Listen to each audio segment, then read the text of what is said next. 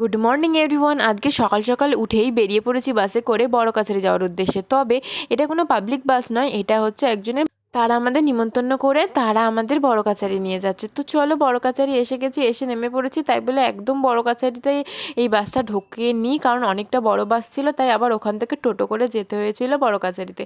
তারপরে চলো তোমাদেরকে বড়কাছারির রাস্তাটা দেখাই। বড়কাছারির রাস্তার প্রথমেই হচ্ছে এমনভাবে মনে হবে যেন মেলা বসেছে, আর এখানে খাবারের দোকানেরও রয়েছে একেবারে ছড়াছড়ি। তো এই গোপাল ঠাকুর এসেই এখানে লাড্ডু খেতে বসে গেছে, আর এখানে চলছে প্রসাদ নিয়ে দরাদরি। আচ্ছা বলো তো, প্রসাদ নিয়ে দরাদরি কেনই বা হবে না? এখানে হচ্ছে এই যে ছোট্ট ডালাটা দেখছো, এটার দামই হচ্ছে 1,500 টাকা। বলো তো এরমভাবে কি কেউ লুটে নিচ্ছে না? মন্দিরেও এরকম ব্যবসা চলে, কিছু করার নেই। মন্দিরই অ্যাকচুয়ালি এখনকার দিনের হচ্ছে ব্যবসার খোর জায়গা। তো চলো, যাই হোক, অনেক কথা বলে ফেললাম। তো এখন তোমাদেরকে মন্দিরের পুজোটা দেখাবো, তবে পুরোটা এখানে দেখাতে পারলাম না, পরের ব্লগে তোমাদেরকে দেখাচ্ছি। প্লিজ দেখতে থাকো পুরো ব্লগটা। Tata, by.